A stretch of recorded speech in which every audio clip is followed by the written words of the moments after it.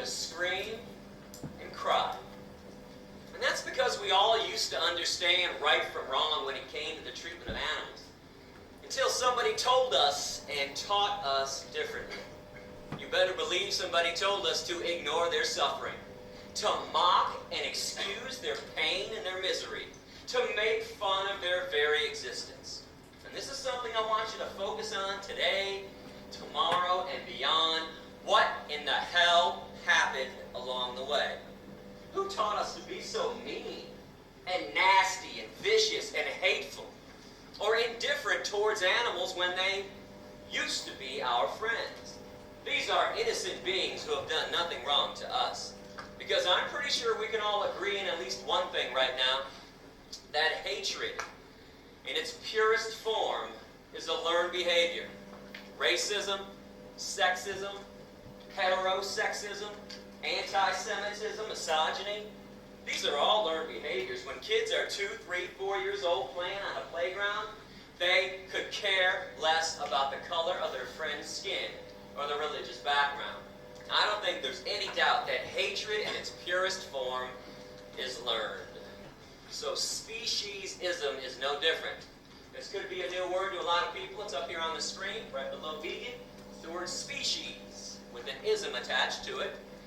And I want to define this word as the unethical, unprincipled point of view that the human species has every right to exploit, enslave, and murder another species.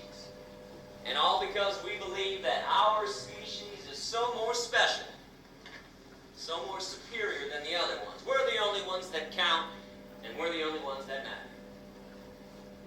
Now, correct me if I'm wrong,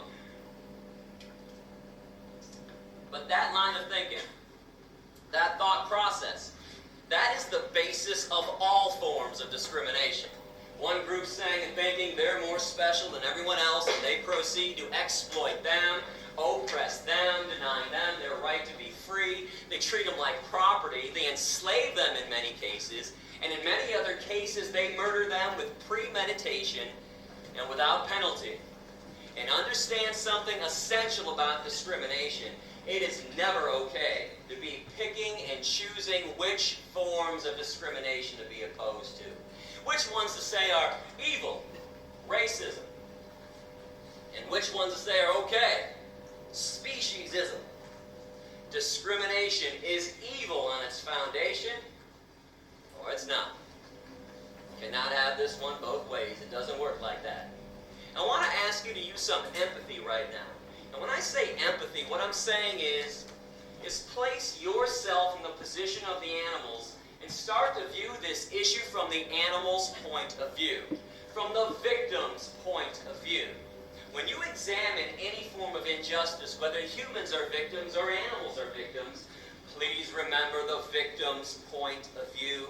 If you are not the victim, don't examine it entirely from your point of view, because when you're not the victim, it becomes pretty easy to rationalize and excuse cruelty, injustice, inequality, slavery, and even murder. But when you're the victim, things look a lot differently from that end. Now I'm going to show a graphic 4-minute video right now about what goes on inside of a slaughterhouse. I want to ask you not to turn away, not to close your eyes during this video. It's because if you choose to eat meat, cheese, milk, and eggs, I think at the very least you are obligated to see the pain and suffering you are causing. But if you do feel a need to turn away or close your eyes during this video, you might want to ask yourself a question. If it's not good enough for my eyes, why is it